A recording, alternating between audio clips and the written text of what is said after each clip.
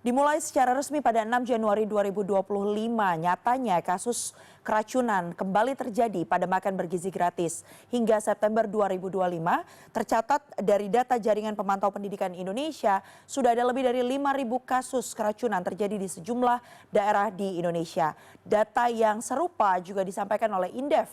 Ada lebih dari 4.000 kasus yang ditemukan. Lalu bagaimana sebenarnya sikap Komisi Perlindungan Anak Indonesia terhadap hal ini dan siapa yang harus bertanggung jawab dalam melindungi anak-anak Indonesia? Kita akan bahas bersama dengan Wakil Ketua KPAI Jasra Putra. Selamat sore Pak Jasra. Selamat sore Mbak Mevri, selamat sore penonton CNN.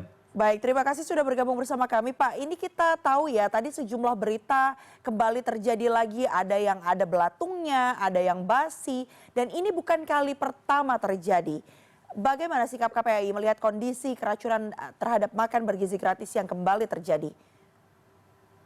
Ya, KPAI sebetulnya melakukan 3 hal ya yang sudah dilakukan selama 9 bulan pelaksanaan program ini. Pertama, melakukan pengawasan di beberapa provinsi, di antaranya kita mendatangi langsung DKI Jakarta, kemudian Jawa Barat yang Tasik yang tadi yang diberitakan oleh teman CNN juga, kemudian Kalimantan Tengah, Kalimantan Barat, DIY. Kemudian yang kedua kita juga melakukan survei ya. Salah satu prinsip perlindungan anak itu adalah mendengar suara anak atau penerima manfaat. Dan survei ini bekerja sama dengan Wahana Visi Indonesia dan teman-teman CISDI. Kemudian yang ketiga kita juga melakukan monitoring media yang disampaikan oleh teman-teman media terpercaya termasuk juga CNN. Kita juga mencatat setidaknya ada 5.156 kasus ya dugaan keracunan selama 9 bulan terakhir. Dan yang paling tertinggi dalam monitoring media yang kita lakukan ada Jawa Barat, kemudian disusul Yogyakarta gitu ya, kemudian satu lagi ditambah dengan Jawa Tengah gitu ya. Mohon maaf, Bengkulu gitu ya. Bengkulu ini ada 456 kasus gitu ya. Nah, untuk pertama di survei yang atau child lead riset yang kita lakukan itu di periode rentang bulan Juli sampai Agustus. Ada 2.241 responden dan 1.624 yang bisa kita olah ya menjadi pendekatan riset ini dipimpin oleh anak sendiri gitu ya. Dari anak untuk anak di 12 provinsi, dan yang paling banyak tentu di 12 provinsi ini memang paling banyak respondennya usia anak di Jawa Barat ya, SD, SMP maupun SMA. Nah, ada beberapa temuan kita. Pertama, kita bertanya kepada anak terkait tujuan MBG. Nah, ada 3 hal yang mengemuka yang dipahami oleh anak. Tujuan MBG itu hemat uang jajan gitu ya. Baik. Jadi di awal mungkin mereka tidak biasa belanja di sekolah atau membawa bekal dan seterusnya. Dengan MBG maka hal ini bisa diantisipasi gitu ya. Kemudian kedua, pola makan teratur ya. Kemudian juga ada juga ini hal yang positif saya kira, meningkatkan konsentrasi belajar gitu ya. Nah, apa yang tidak disukai dari program MBG oleh anak-anak itu disebutkan yang pertama adalah terkait makanan yang tidak layak gitu ya, atau makanan yang sudah basi gitu ya. Nah, kemudian apa yang disukai ya? Yang disukai ya terkait makan bersama, soal jajan hemat dan seterusnya gitu ya. Kemudian apakah anak menghabiskan, kenapa anak tidak menghabiskan MBG?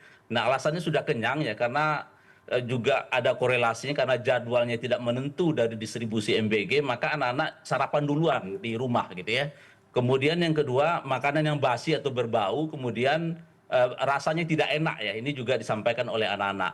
Kemudian kita juga bertanya kepada anak-anak melalui survei ini, apakah pernah mendapatkan makanan yang rusak atau mentah gitu atau basi dan seterusnya. 383 anak dari 1.600 pernah mendapatkan itu gitu ya, dan Baik. 1.041-nya belum pernah.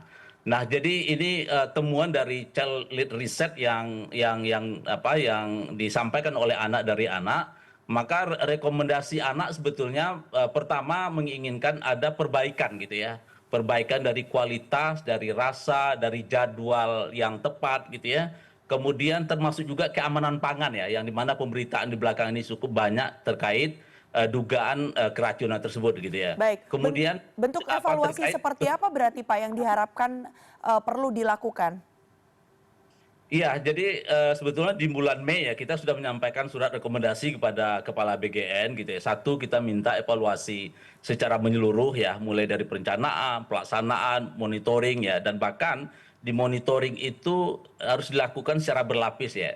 Karena dari beberapa provinsi yang kita datangi, SPPG yang kita datangi gitu ya, kadangkala pemerintah daerah tidak dilibatkan secara aktif ya dari implementasi kebijakan makan bergizi gratis ini, dan bahkan kita konfirmasi juga banyak daerah yang belum tahu terkait data gitu ya.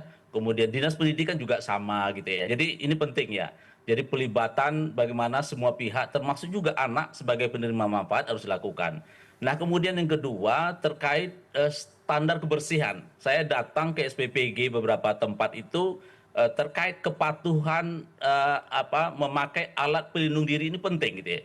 Karena dari puluhan orang yang bekerja di situ kita nggak tahu bagaimana situasi kesehatannya, kemudian dia keluar dan masuk ke dapur dan seterusnya gitu ya. Ini seperti apa standar itu harus dipastikan itu bisa berjalan secara baik.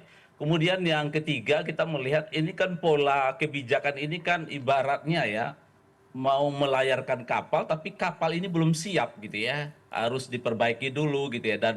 Dan kalau kita lihat ini mohon maaf ya, pengelola SPPG ini kan fresh graduate ya, artinya teman-teman yang baru dilatih kemarin ya, belum punya pengalaman gitu ya.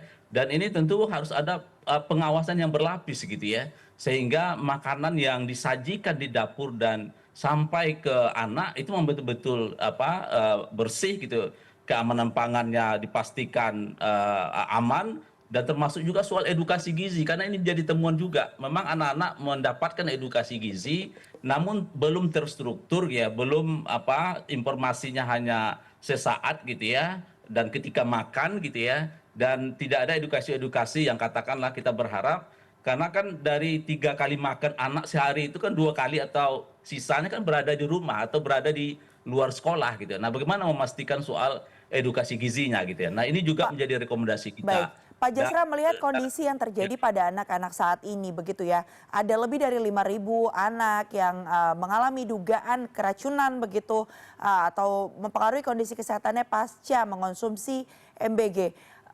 Apa sebenarnya dampaknya bagi hak anak sendiri kalau KPAI melihat kondisi yang terjadi terkait dengan kasus MBG ini?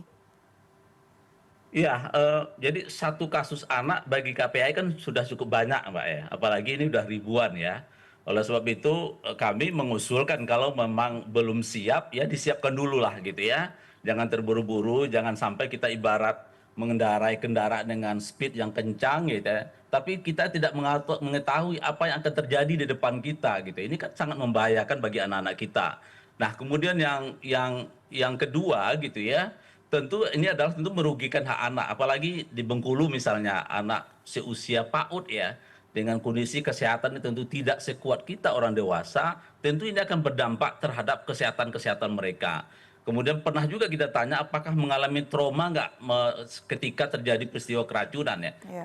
Ketika kita tanya di Tasik waktu itu ya, memang anak-anak ya belum merasa trauma, tapi kalau terus-menerus pemberitaan peristiwa-peristiwa yang mengkhawatirkan seperti yang terbaru gitu ya di Garut gitu ya, kemudian ada di Banggai kalau nggak salah gitu. Ini kan anak-anak pada akhirnya menjadi khawatir gitu ya, dan termasuk juga orang tua. Karena begini, awalnya anak datang sehat, datang secara baik-baik dari sekolah, tapi setelah makan makan ini bergizi gratis ini justru terjadi sebaliknya gitu ya. Nah, ini yang saya kira akan menjadi trauma jangka panjang bagi anak-anak kita, dan oleh sebab itu kita mendorong agar tata kelola MBG ini harus dilakukan secara baik, itu pengawasan juga dilakukan secara berlapis, kebijakan semua proses ini dilibatkan termasuk juga anak sekolah gitu ya, dan termasuk juga soal ganti rugi saya kira kita pikirkan juga gitu ya.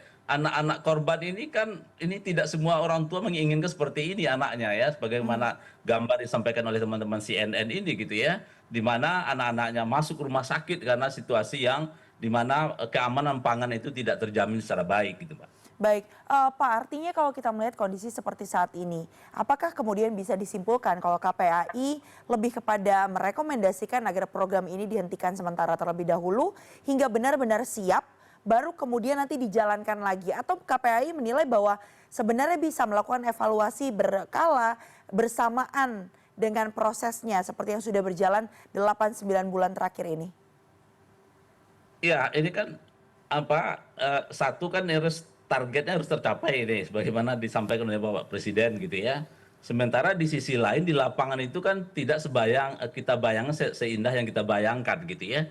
Ada situasi-situasi misalnya dapurnya seperti apa, SDM-nya bagaimana gitu ya. Bagaimana pengamanan pangan ini gitu ya.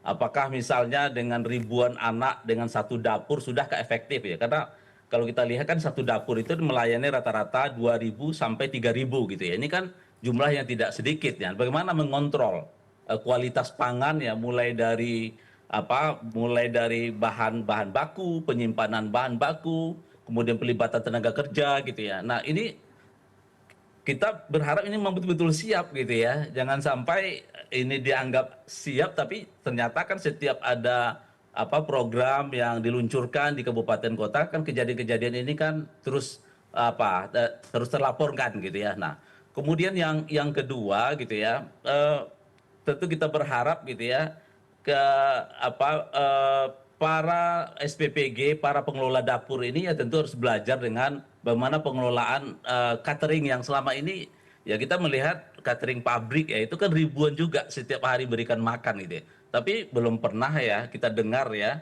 terkait keracunan gitu ya. Nah, berarti kan ini harus dilihat lagi kenapa hal itu bisa dilakukan gitu ya. Ya tentu terkait standarisasinya, kemudian yang kedua kepatuhan terkait standar itu dan bahkan setiap bulan tenaga yang terlibat yang memasak dan mengelola itu harus dicek kesehatannya gitu ya. Nah, ini kan hal-hal yang harus menjadi perhatian kita gitu ya. Karena ini kan menyangkut terkait masa depan anak-anak kita, soal generasi emas kita. Baik. Apalagi kan program ini kan bertujuan untuk pemenuhan gizi. Dipastikan setiap anak-anak kita memperoleh gizi yang semaksimal mungkin. Jadi ya berdasarkan pengawasan yang kita lakukan 9 bulan ini, situasi-situasi ini kan situasi yang kita lihat ya perlu persiapan yang sungguh-sungguh gitu ya, sehingga anak-anak kita tidak mengalami situasi yang kontraproduktif ya, sebagaimana pemberitaan yang disampaikan oleh teman-teman media dan hasil pengawasan KPAI juga gitu. Baik, seperti yang disampaikan KPAI ya tentunya tak adanya satu kasus pada anak ini terlalu banyak. Apalagi kini sudah diduga dari data yang dihimpun sejumlah pihak, lebih dari 5.000 anak mengalami dugaan keracunan pasca mengonsumsi makan bergizi gratis yang awalnya memang diharapkan ini bisa menjadi pemenuhan gizi menuju ke Indonesia Emas. Tentu kita tunggu ya nanti seperti apa ini langkah tegas dari pemerintah dalam mengevaluasi adanya program makan bergizi gratis yang sudah berjalan sejak 6 Januari 2025 lalu. Terima kasih banyak Pak Jasra Putra yang merupakan Wakil Ketua KPAI sudah bergabung bersama kami. Tadi saya agak-agak ngeri-ngeri sedap juga tuh saat dengar ternyata ini dampaknya bahkan tidak hanya bagi kondisi kesehatan tapi bisa menimbulkan trauma juga kepada anak-anak untuk jangka panjangnya. Dan kita harapkan itu tidak terjadi tentunya ya Pak ya terhadap anak-anak Indonesia. Terima kasih atas waktunya. Selamat Ya, kembali beraktivitas. Selamat sore. sore.